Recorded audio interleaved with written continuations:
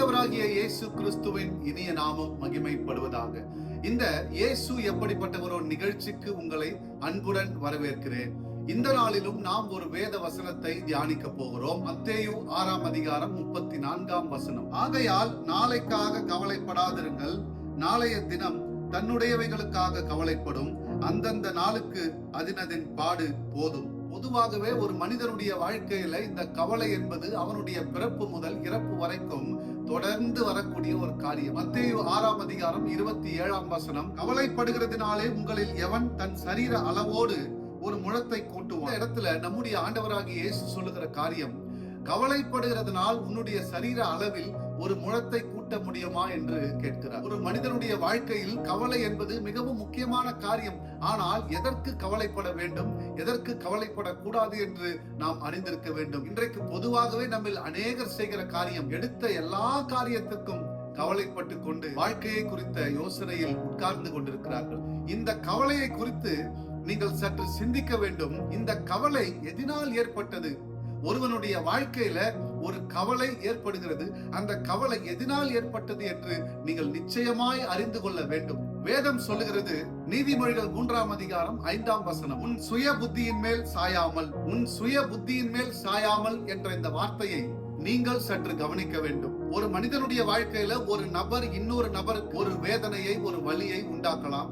அல்லது ஒரு குடும்பத்தில் இருக்கிற நபர்கள் மூலமாக, அல்லது நண்பர்கள் மூலமாக, உறவினர்கள் மூலமாக, யாரோ ஒருவர் மூலமாக ஒரு கவலையை உண்டாக்கி கொடுக்கலாம். ஆனால் சுயமாய் ஒரு காரியத்தை சிந்தித்து, சுயமாய் ஒரு காரியத்தை பேசி, சுயமாய் ஒரு காரியத்தை செய்து, சுயமாய் ஒரு காரியத்திலே ஓடி, இப்படி ஒரு காரியத்திற்காக கவலைப்படுகிறதை நீங்கள் இந்த இடத்துல மிகவும் கவனமாய் கவனிக்க வேண்டிய ஒரு விஷயம்.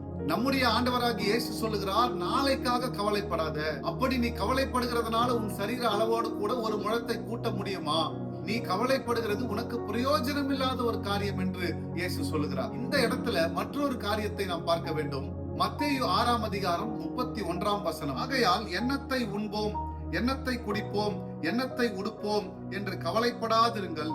நம்முடைய இயேசுவானவர் இந்த இடத்துல சொல்லுகிற ஒரு காரியம், எண்ணத்தை உண்போம், எண்ணத்தை குடிப்போம், எண்ணத்தை உடுத்துவோம் என்ற இந்த வார்த்தையை குறித்து நீ கவலைப்பட வேண்டாம் என்று நம்முடைய இயேசுவானவர் சொல்லுகிறார். பொதுவாகவே நாம் நம்முடைய வாழ்க்கையில் அன்றாடம் செய்யக்கூடிய ஒன்று உணவு, தண்ணீர், உடை. இந்த காரியங்களை பொதுவாகவே நாம் சிந்தித்து இதற்காக கவலைப்படுவது உண்டு. ஒரு சராசரி மனிதன் அல்லது ஒரு குடும்பமாக இணைந்து பிள்ளைகளோடு வாழ்ந்திருக்கிற ஒருவன் இதையெல்லாம் குறித்து கவலை கொள்வது வழக்கம். ஆனால் நம்முடைய இயேசுவானவர் இதை குறித்து கவலைப்பட வேண்டாம். இதற்காக அவர் சொல்லும் ஒரு வேத வசனத்தை தியானிப்போம். மத்தேயு 6 அதிகாரம் 25 ஆகாரத்தை பார்க்கிலும் ஜீவனும், உடையை பார்க்கிலும் சரீரமும் விசேஷித்தவைகள் அல்லவா? எனக்கன்பானவர்களே, இந்த இடத்துல நம்முடைய இயேசுவானவர் சொல்லுகிறது, நீ அருந்துகிற உணவை பார்க்கிலும் உன்னுடைய ஜீவன் பெரியது, நீ உடுத்துகிற உடையை பார்க்கிலும் உன்னுடைய சரீரம், அதாவது உன்னுடைய உடல் மிகவும் முக்கியமானது என்று நம்முடைய இயேசுவானவர் சொல்லுகிறார். ஆனால் இன்றைக்கு நாம் வாழ்ந்து கொண்டிருக்கிற இந்த பொல்லாத உலகத்தில் நம்மோடு கூட இருக்கிறவர்களும் சரி, நமக்கு முன்பாக பின்பாக நம்மை சுற்றிலும் இருக்கிற யார் ஒருவராக இருந்தாலும் சரி, இந்த உடைக்காகவும் உணவுக்காகவும் தான் இன்றைக்கு முக்கியத்துவம் கொடுத்து கொண்டு அதிலே மேன்மை பாராட்டி கொண்டிருக்கிறார்கள். இப்படிப்பட்ட மேன்மையிலிருந்து ஒரு காலம் அவர்கள் தப்பவே முடியாது. அவர்கள் இழைத்த தவறுகளுக்கு அவர்கள் அந்த ஆக்கினையை அடைவார்கள் என்று நான் நிச்சயித்திருக்கிறேன். எனக்கன்பானவர்களே, அப்படிப்பட்ட உணவுக்காகவும் உடைக்காகவும் நீங்கள் கவலைப்பட வேண்டாம். உங்களுடைய ஜீவனும் உங்களுடைய சரீரமும் வெளியேற பெற்றது என்று அவர் சொல்லுகிறார். நீங்கள் என்னிடத்தில் கேட்கலாம், இந்த கவலை கூட இல்லாமல் ஒரு மனிதன் இந்த பூமியிலே வாழ்ந்துவிட முடியுமா என்று நீங்கள் கேட்பீர்களானால், என் தேவனாகிய கர்த்தர் சொல்லும் விதம், உன்னிடத்தில் என்ன இருக்கிறதோ அதை கொண்டு நீ வாழ்ந்து அதிலே மகிழ்ச்சியாயிரு. உனக்காக செய்ய வேண்டிய காரியத்தை அவர் செய்வார். நீ அவரை தேடி அவர் சமூகத்திலே போய் உனக்கானதை வேண்டி கேட்டுக்கொள்ளும் போது அவர் நிச்சயமாய் தருகிறவராய் காணப்படுகிறார். இந்த இடத்துல வசனம் சொல்லுகிறது, மத்தேயு 6 அதிகாரம் 30 அற்ப விசுவாசிகளே, இன்றைக்கு இருந்து நாளைக்கு அடுப்பிலே போடப்படும் காட்டு புல்லுக்கு தேவன் இவ்விதமாக உடுத்துவித்தால் உங்களுக்கு உடுத்துவிப்பது அதிக நிச்சயம் அல்லவா? இந்த பூமியிலே புல்லை முளைப்பிக்கிற தேவனாகிய கர்த்தர் இன்றைக்கு முளைத்து நாளைக்கு அடுப்பிலே போடப்படுகிறது. அந்த புல்லுக்கு தேவனாகிய கர்த்தர் ஒரு மிகப்பெரிய ஒரு காரியத்தை செய்வார் என்றால், அநேக அடைக்கலான் குருவிகளை பார்க்கலும் நீங்கள் விசேஷித்தவர்கள் என்று சொன்ன தேவனாகிய கர்த்தர் இந்த பூமியிலே மனுஷனை உண்டாக்கும் போது நாசியிலே சுவாசத்தை வைத்து தன்னுடைய சாயலாக அவனை உருவாக்கி இந்த பூமியிலே அவனை கொடுத்து நடத்தி கொண்டு வருகிற தேவனாகிய கர்த்தர் அவர் நமக்கு செய்ய வல்லவராயிருக்கிறார். அவர் இந்த பூமியிலே தன்னுடைய ஒரே பேரான குமாரனை கொடுத்து இந்த உலக ஜனங்களை மீட்கும்படி இயேசுவானவரை கொடுத்தார். அந்த இயேசுவானவர் போதித்து வந்த நாட்களிலே மிகவும் முக்கியமான காரியமாய் இந்த கவலையை குறித்து அவர் பேசியிருக்கிறார். ஒரு மனிதனுடைய வாழ்க்கையில அவனுடைய இருதயத்தில் அவனை மிகவும் ஒடுக்குகிற ஒரு காரியம் இந்த கவலை. அப்படிப்பட்ட கவலை உங்களுடைய இருதயத்திலே ஒரு அளவிற்கு அது இருக்க வேண்டும். அப்படி நம்முடைய இயேசுவானவர் இந்த பூமியில வாழ்ந்து கொண்டிருந்த நாட்களில் இந்த கவலைகளை குறித்து அநேகம் பேசியிருக்கிறார். இப்படிப்பட்ட இந்த கவலைகளை குறித்து பயப்பட வேண்டாம், கலங்க வேண்டாம், நடுங்க வேண்டாம், நீங்கள் ஒன்றுக்கும் கவலைப்படாமல்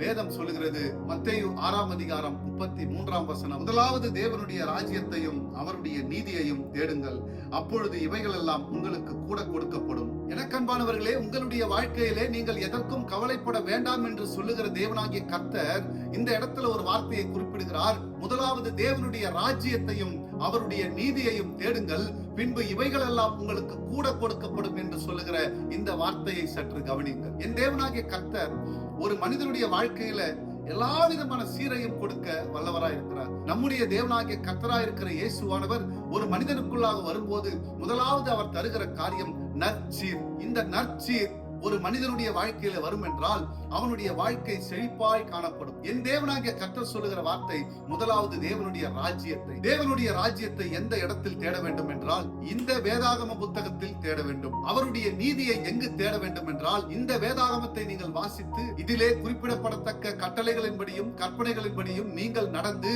அவருடைய நாமத்துக்கு மகிமையாய் செய்வீர்களானால் அப்பொழுது எவைகளெல்லாம் இந்த உலகத்தின் காரியங்கள், இந்த உலகத்தின் ஐஸ்வர்யம், இந்த உலகத்தின் மகிமையான காரியங்கள் உங்களுக்கு அளவில்லாமல் கொடுக்கப்படும் என்று என் தேவனாகிய கர்த்தர் சொல்லுகிறார். எனக்கன்பானவர்களே, உனக்காகவும் எனக்காகவும் தம்முடைய ஒரே பேரான குமாரன் இந்த பூமியில கொடுக்கப்பட்டு அவர் தாமே பாடுகளை அனுபவித்து சிலுவையில சுமந்து கைகளிலும் கால்களிலும் ஆணிகளால் அடிக்கப்பட்டு விதமாய் நம்மை மீட்க அவருடைய குமாரனாகி இயேசுவை கொடுத்து நமக்காக அவர் அநேக கவலைகளுக்குள்ளானார். 1 பேதுரு 5ஆம் அதிகாரம் 7ஆம் வசனம் சொல்லுகிறது, அவர் உங்களை விசாரிக்கிறவரானபடியால் உங்கள் கவலைகளை எல்லாம் அவர் மேல் வைத்து விடுங்கள். இன்றைக்கும் இந்த செய்தியை பார்த்து கொண்டிருக்கிற எனக்கன்பானவர்களே, நீங்கள் எப்பேற்பட்ட கவலைகளை உடையவர்களாய் காணப்படுகிறீர்கள்.